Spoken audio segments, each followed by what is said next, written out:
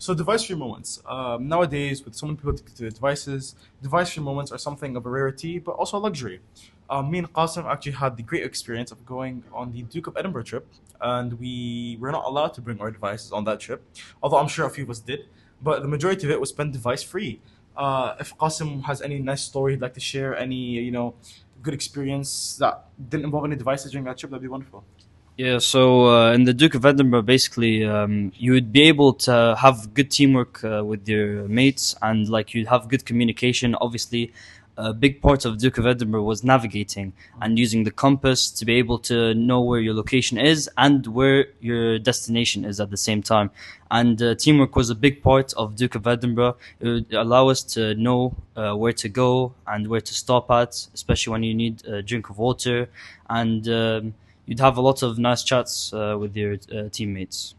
I'd say a lot of that nice chat actually happened in the night when we were all resting. So we had a campfire set up, and we were cooking, we were eating, we were just messing about. It was a lot of fun. Muhammad is actually a bit of an avid fan of camping and the outdoors. So Yeah. if he has anything he'd like to, add on to what Qasim or what I said. Right, I feel like going camping, especially with family and friends, helps you connect with them. Since, as you said, after resting and going through all that struggle, Okay, it's good to rest. yeah, yeah, you get to know them better, Definitely. which is a very good form of connecting. 100%. Right, I have a question for you. Since you said you've had really nice chats. Did you feel like the Duke of Edinburgh helped you connect with the people you went with? Yeah, I would say, especially even with the people there that worked at the Duke of Edinburgh, they helped us a lot, obviously, by communicating and really expressing their thoughts after we finished it and how we were able to help each other. Yeah. Yeah, I really enjoyed that trip. I think that having the moment to disconnect from our devices, have a bit of a detox, was a blessing in disguise.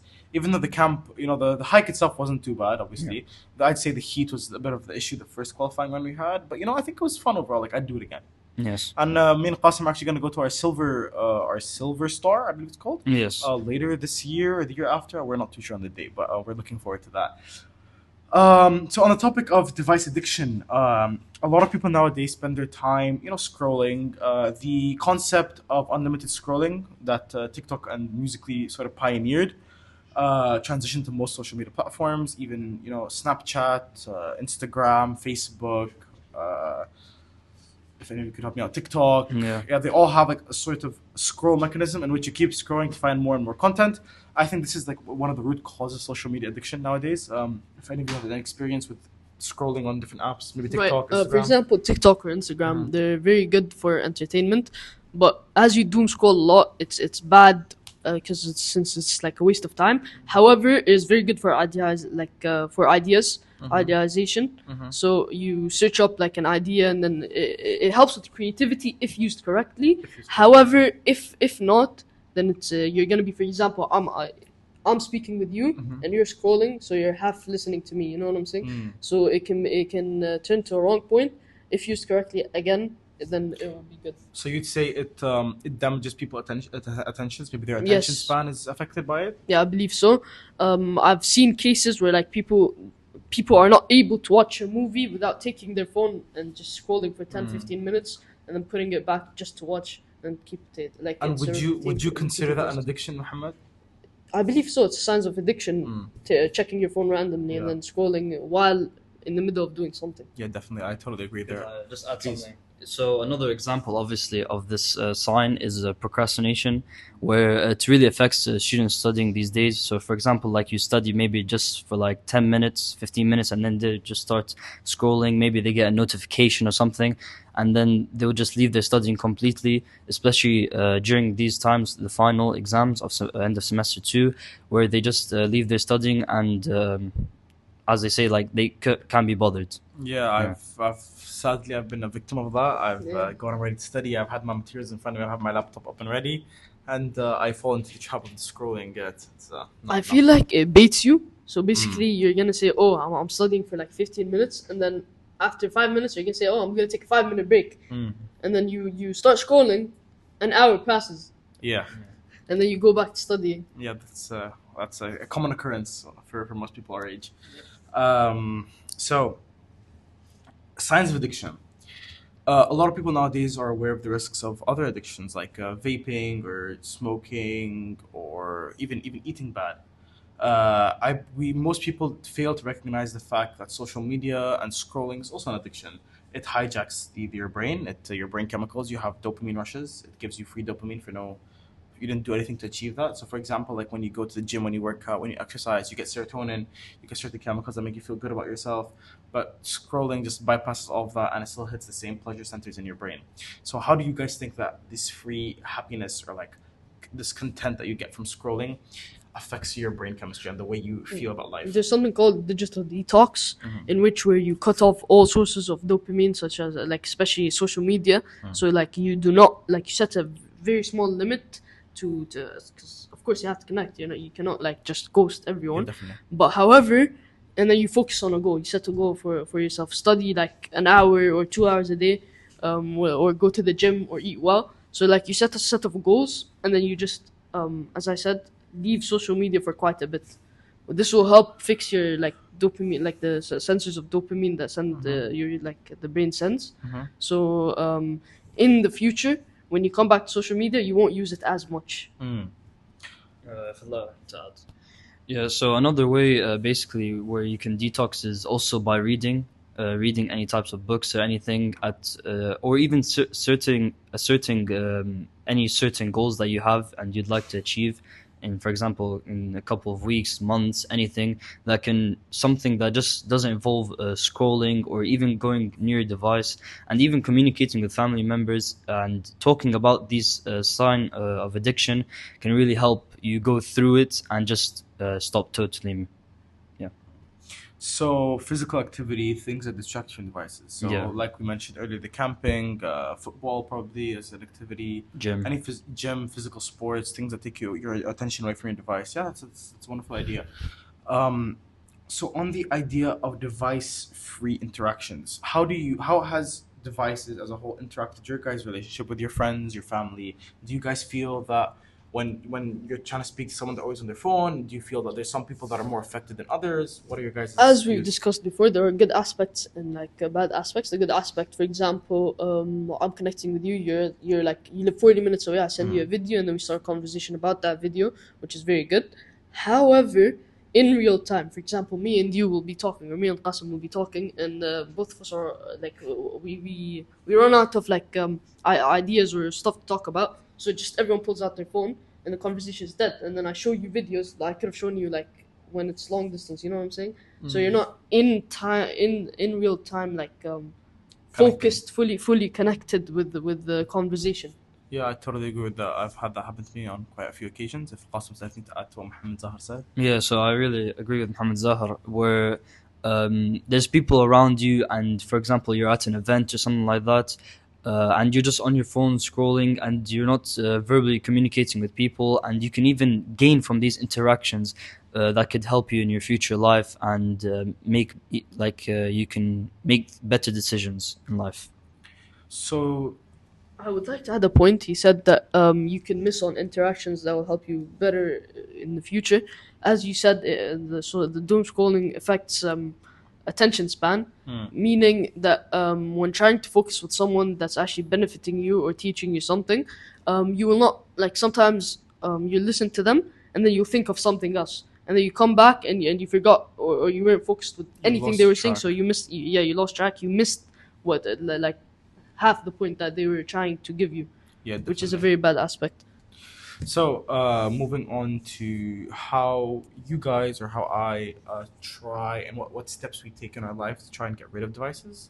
Not get rid of them, of course, but to, be a bit more healthy when it comes to device usage. If any of you have things you'd like to add in regards to that concept, I can go first if you'd like. Yeah, I'm sure. So, personally, I think that most available technology people have is obviously the screen time on their phones. So people can set limits to their screen time. I'm sure some of y'all as children have had that. But screen times can be set up into which it limits the amount of time you can spend on your phone. I believe that the generic screen time, for example, with Apple iPhones, it's a bit useless because you can just ignore it. So for example, if you have a screen time on TikTok, or you set yourself for, let's say, an hour a day. You're on TikTok, you're scrolling, and then the screen time alert comes up. You have to close TikTok, or there's a button that says remind me later, and you can just keep scrolling. I believe that an external third party app, I've seen a few online. There's apps that you have to, for example, do a challenge. So, for example, there's one guy who's marketing his app where if you're scrolling on TikTok for an excess amount of time, you have to open the app because it locks you out of TikTok. You have to open his app, do like 5 push-ups, and it like tracks you with the camera with AI. And if you do 5 push-ups, it opens it up again. So it's a way of incorporating an healthy aspect into something that isn't the most healthy. Of course, Mohammed Zahar said earlier that scrolling in moderation and using it for its not intended purpose, but for a healthier purpose is always good. Getting like, because TikTok has a lot of information on it, although some of it isn't as verifiable as others. So there's an influx of information that you can access. So incorporating that in a healthy manner and not just doom scrolling. What if any of you know what doom scrolling is and would like to explain doom scrolling? We haven't covered that yet, Mohammed. Right. I failed to mention, but however, doom scrolling is basically you just want dopamine. You're scrolling for dopamine, and you don't get it, so you keep scrolling until you find a video that actually like gives you a sense of accomplishment, Gives you a hit, which yeah. which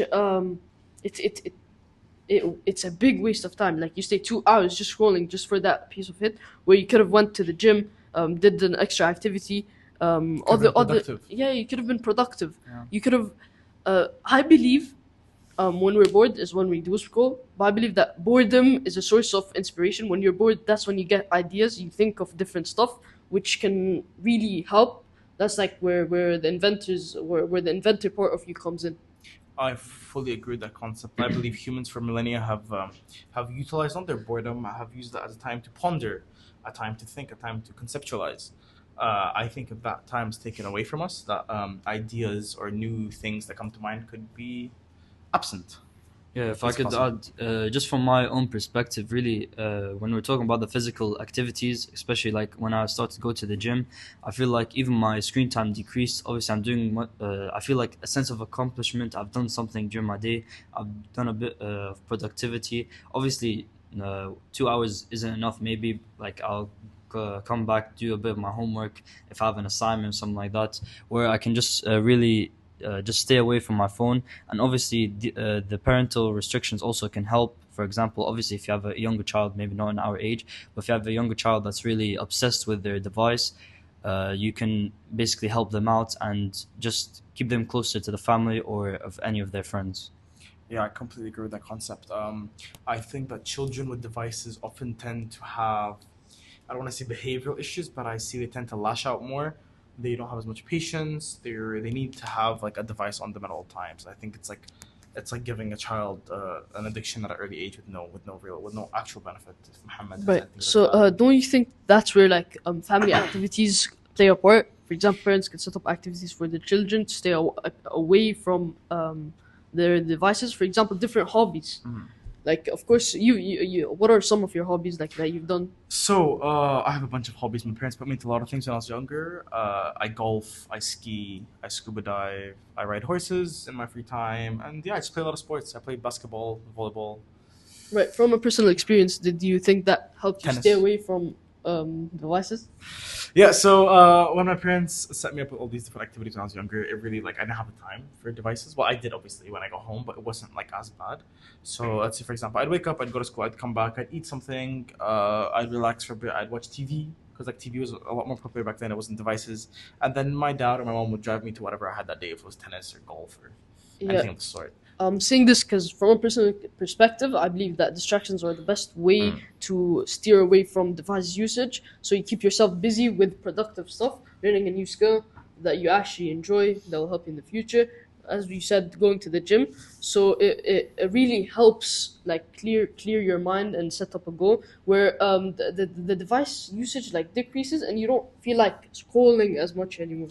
Yeah, 100% agree. I saw this clip actually. It was a couple with a beautiful child that was around, I believe, 2 or 3 years old.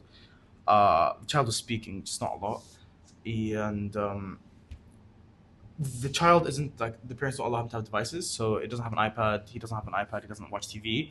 Obviously, they play with him, and it's much more like intensive on the parents' side, in which it's like a lot more taxing on them, where they have to give them the child more attention. But for example, in this clip, they took the child to a restaurant. and instead of like looking for a device or needing an iPad to eat, the child started playing with a piece of tissue on the paper for around 30 minutes. And it was really surprising to see because like I've seen kids nowadays who need like an iPad to watch. I was at a restaurant recently with one of my friends. We were eating, we were talking. Of course, there's a bit of like phones on the table, but we were conversing. We had a good conversation. But there was a mother to my right and her child. To get them to eat and not cry or have a tantrum, she had to pull out an iPad and place it on the table and have them watch a video that was it was very stimulating for the child. There was a lot of bright colors, bright noises, fast moving, shots on the video. I think that really takes away from a child's time to be creative and play with things. Like I remember as a child, like I had toy cars, for example. I had a lot of toy cars. I loved my toy cars. And I'd play with them. Like I'd create these insane scenarios that like, I couldn't do now. And I'd have fun. Like I'd spend hours playing on that, and I don't see kids doing that nowadays. Like it's always on their iPad.